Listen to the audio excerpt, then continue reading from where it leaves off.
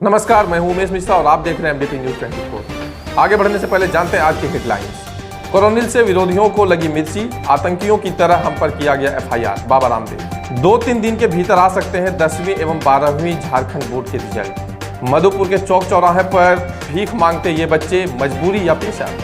रख रखाव के भाग में 20 लाख की लागत से बनाई गई वाटर वेंडिंग मशीन हो रही है बर्बाद।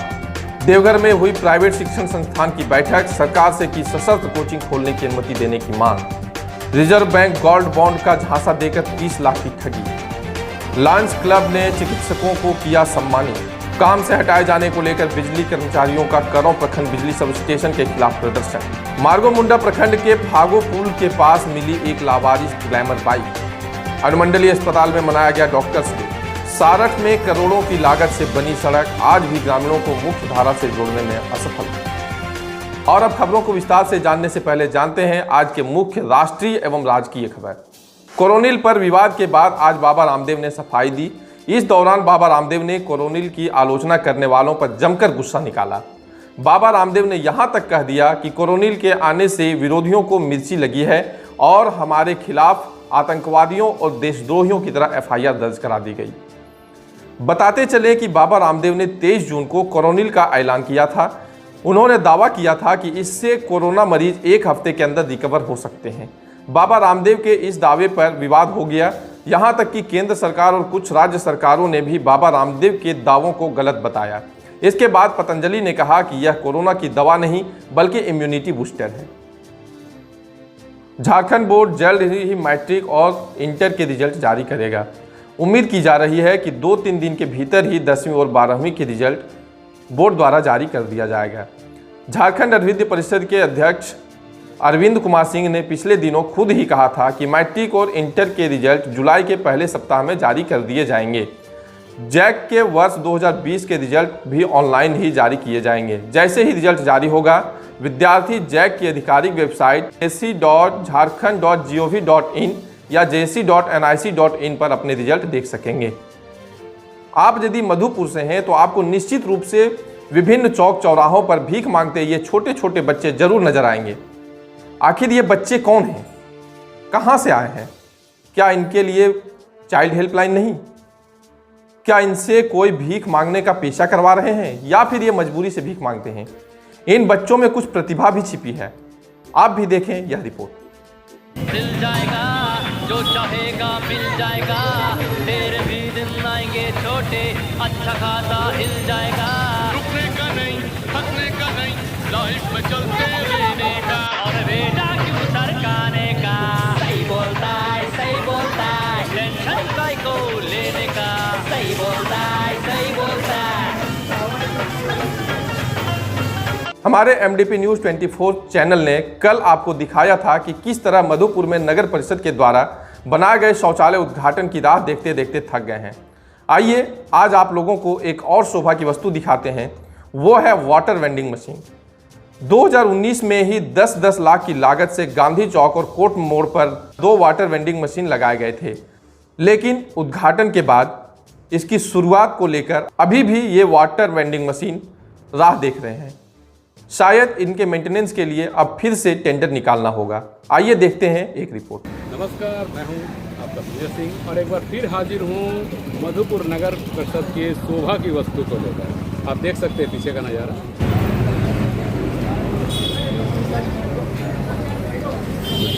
अब ये शोभा की वस्तु बनकर क्यों रह गई है, इसके बारे में थोड़ा जान लेते हैं। ऐसे मधुपुर नगर परिषद का एक बात है, ये जो चीज़ बनाते हैं बहुत अच्छे से संभाल कर रखते हैं, प्रयोग नहीं करने देते हैं। प्रयोग होने से तो खराब हो जाएगा। चलिए, बचा हुआ तो है कम से कम। पिछले मार्च में ही ये लगभग 10 लाख की लागत से स्थापित की गई थी, एक गांधी चौक पर और एक यहाँ पर। लेकिन लगता है शायद अभी तक किसी के कर कमलों से इसका उद्घाटन नहीं हुआ है और लोगों को यह पानी मिल नहीं। हालांकि ये पानी मुफ्त नहीं मिलने वाला, इतना याद रखें। इसे पानी मुफ्त नहीं मिले, खरीदना पड़ेगा। 1 रुपया चल के रहा तो चलेगा। यहाँ 2 रुपये चलता है, इसमें डालना पड़ा। डाल सकते हैं 2 रुपये से, वहाँ नहीं चलता, नहीं इसमें चलता है। तो बात यह है कि इससे नगर परिषद को एक राजस्व भी आएगा। और जैसा सुनने में तो एक बार आया था कि बिना किसी मतलब मीटिंग के गांधी चौक पर जो अवस्थित है उसे चालू भी कर दिया गया था। अब किसने चालू करवाया, उसका लाभ कौन ले गया, ये शायद नगर परिषद के पास भी रिकॉर्ड में नहीं है, जैसा कि मुझे कुछ लोगों ने बताया। और रहा बात नगर परिषद की, तो नगर परिषद तो हमेशा कहते हैं कि बोर्ड की बैठक में इसका फैसला होगा। बोर्ड क्या, पता नहीं कौन सी बोर्ड का किस वर्ष ये बैठक होगी। अभी तक तो किसी बोर्ड में कोई ना इसके वार्ड परिषद चर्चा करते हैं और चेयरमैन, वाइस चेयरमैन इसके बारे में बातें उठाते हैं। और जहाँ तक पानी मिलने का है, तो खैर पानी तो कहीं से लोग पी ही लेते हैं। पूछिए इनसे कि कहाँ से ये पानी लाते हैं, यहाँ तो पानी मिलता नहीं। पूछिए, बगल में इंटरनेशनल का शौचालय है, उसी से पानी लाता है। शौचालय का पानी पीते हैं। हाँ, क्या करेगा, ये तो चल नहीं रहा। और ऐसे मतलब कोर्ट में कहीं चापाकल वगैरह है अंदर में है, वहाँ से जाता है तो पुलिस डंगाता है। तो ये पुलिस क्या के डर सिर्फ से- जगह छेक के खड़ा है इतना दिन से? ये वैसे ही शोभा के लिए, देखा के लिए, जमीन हड़पने के लिए। जमीन हड़पने के लिए। हाँ, जमीन हड़पा किया है। सोच सकते हैं लोगों का क्या कहना है। आप लोग कोई बताएं, कभी देखा है चलते हुए? आप लोगों ने कोई देखे कभी चलते हुए? आप लोग कहाँ से आए हैं? हम लोग यहीं बगल से हैं। अभी कभी इससे पानी मिला है? कभी आते हैं कोर्ट वगैरह आते हैं, कहीं पानी मिलता है? कभी नहीं मिला। नहीं मिलता, कभी भी नहीं मिलता। मतलब एक साल से देख रहे होंगे ऐसे ही बना हुआ है। सही पड़ा है। तो खैर सुविधा जहाँ तक मुहैया कराने की बात है, तो वो उद्देश्य यहाँ बनाना है, निर्माण कार्य करना है, विकास कार्य करना है। उसकी सुविधा किसको मिलती है, इसका क्या जाता है किसी का यार। सुविधा जनता को मिले या ना मिले, बन गया, फिर बाकी बातें आई गई हो गई। तो इसी तरह प्रतिदिन आपके सामने मधुपुर नगर परिषद के एक शोभा की वस्तु आपको हम दिखाएंगे। बस हमारे साथ बने रहें MDP न्यूज़ 24 के साथ। मैं संजय सिंह अपने सहयोगी कन्हैया श्रीवास्तव के साथ। आज देवघर के पुरंदाहा स्थित पाठक ट्यूटोरियल में प्राइवेट शिक्षण संस्थान की बैठक हुई, जिसमें कोविड-19 महामारी के कारण बहुत से शिक्षण संस्थान के शिक्षकों की आर्थिक तंगी के कारण परेशानी हो रही है, जिसमें झरिया के एक शिक्षक ने आत्महत्या तक कर ली। उन्हें श्रद्धांजलि देने के लिए एक बैठक हुई और सरकार से मांग की गई कि उन्हें सशर्त कोचिंग खोलने की अनुमति दी जाए। वैसे हम लोग सभी स्वतंत्र शिक्षक इसलिए जमा हुए हैं कि विगत दो दिन पहले झरिया में मुकेश नाम के कोई कोचिंग संचालक ने आत्महत्या कर ली। उनको श्रद्धांजलि देने के लिए भी जमा हुए हैं और एक बार फिर से और आत्महत्याएं नहीं हों, इस संदर्भ में हम लोग आपसी चर्चा करके और एक इस मामले को, ताकि कोचिंग खुल सके, सशर्त ही खुले, हम लोग इकट्ठा हुए हैं और मामले को प्रशासन और सरकार तक पहुंचाना चाहते हैं। आप यहाँ DC महोदया से इस विषय पर कुछ बात हुई है? बस कोई मीटिंग? इसके बाद ही हम लोग मिलने वाले हैं। गोल्ड बॉन्ड में लाभांश देने के नाम पर जामताड़ा जिले के कर्माटाड़ के 4 युवकों द्वारा बिहार के 2 व्यक्ति से 30 लाख की ठगी कर लिए जाने का मामला प्रकाश में आया है। इस संबंध में पटना के सुमित शर्मा से 12 लाख व बिहटा के अमर शर्मा से 12 लाख ठगी करने का मामला मधुपुर थाने में दर्ज कराया गया है। पुलिस ने मंगलवार को जामताड़ा जिले के कर्माटाड़ क्षेत्र के 4 युवक अजमुल अंसारी, शकूर अंसारी, कासिम अंसारी व अजमत अंसारी को नाटकीय ढंग से गिरफ्तार कर लिया है। घटना को लेकर पीड़ित पटना के अमरनाथ शर्मा और सुमित कुमार सिन्हा ने पुलिस को बताया कि वे बिहटा के एक युवक के माध्यम से जामताड़ा जिले के कर्माटाड़ के 4 युवकों से संपर्क हुआ। उन लोगों ने बताया कि एक व्यक्ति के पास RBI के नाम का 32 किलोग्राम का गोल्ड बॉन्ड पेपर है, जिसे 4 से 5 करोड़ में खरीदना पड़ेगा, जिसमें काफी पैसे प्रति व्यक्ति के हिस्से में आएगा। कर्माटाड़ के युवकों ने दोनों व्यक्तियों को 24 जून को मधुपुर में बुलाकर एक व्यक्ति से मिलाया, पैसे भरा बैग दिखाकर उन लोगों को विश्वास में ले लिया। इसके बाद बिहटा निवासी अमर शर्मा ने 18 लाख और पटना के सुमित ने 12 लाख रुपए नगद दिए। पुनः 30 जून को 10 लाख की मांग की गई, जिस पर पीड़ित व्यक्ति को शंका हुई। और वक्त हो चला है एक छोटे से ब्रेक का। लौटते हैं एक छोटे से ब्रेक के बाद। तब बेटी गे मारा खेत बाजार घूमे ना जाएंगे, अब बेटी गे मारा केट में बाए रस कारौना हाउगे, तब बेटी गे मारा केट में बाए रस कारौना हाउगे, तब बेटी के छुआछूत से बीमारिया तोरा धर ले तउगे। बेटी के प्रशासन के सब लोगवा लेके चल जाइतउगे। बेटी के एम्बुलेंस में बैठा के लेके चल जाइतउगे। तब पूजावा प्रीतिया प्रियंकावा के पापा घुमहलई गली में माराई गेलई छापा।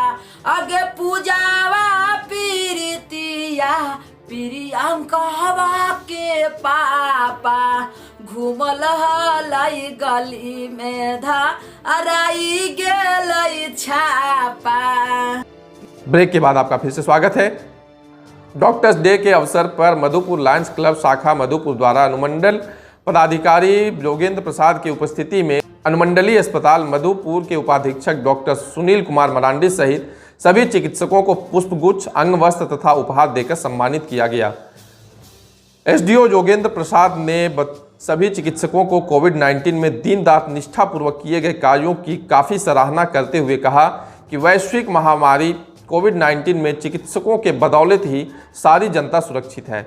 इन लोगों ने अपनी परिवार की चिंता किए बगैर निष्ठापूर्वक जनसेवा तथा राष्ट्रीय सेवा के कार्य किए हैं।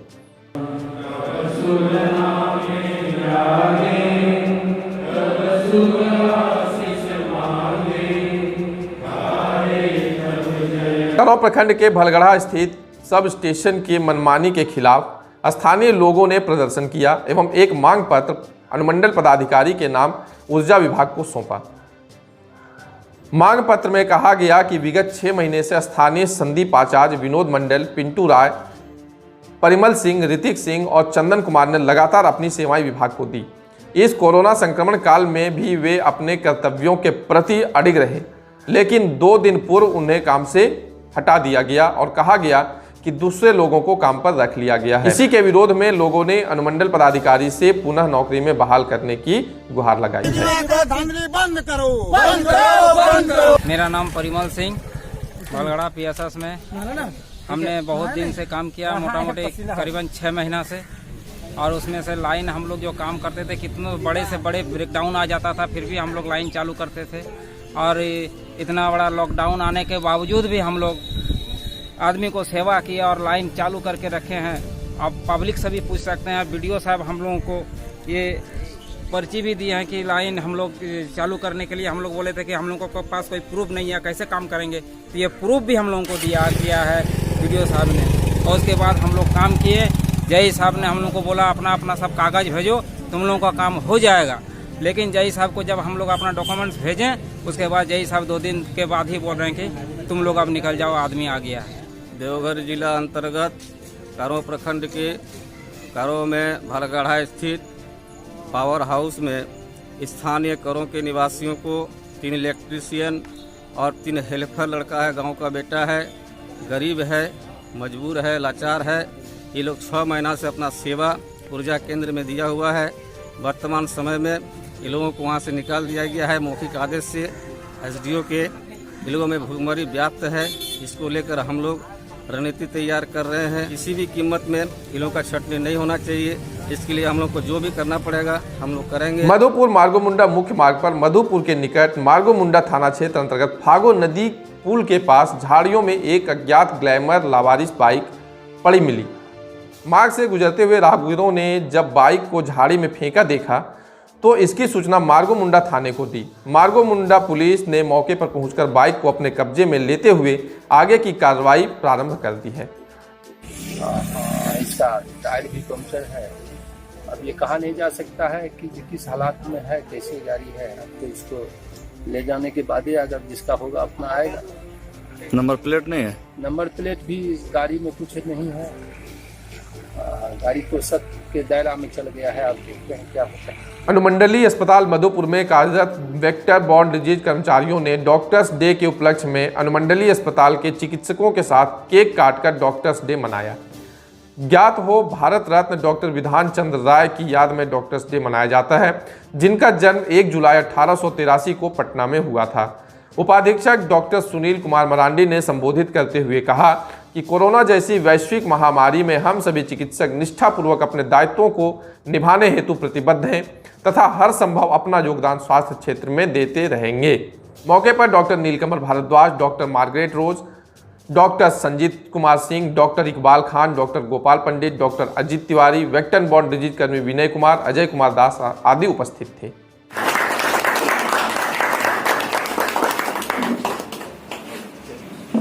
चलिए हो गया जी। एक काम कीजिए,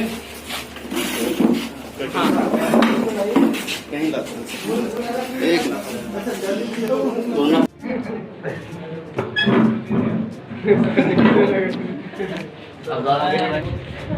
सारठ में करोड़ों की लागत से बनी सड़क आज भी ग्रामीणों को मुख्य धारा से जोड़ने में असफल।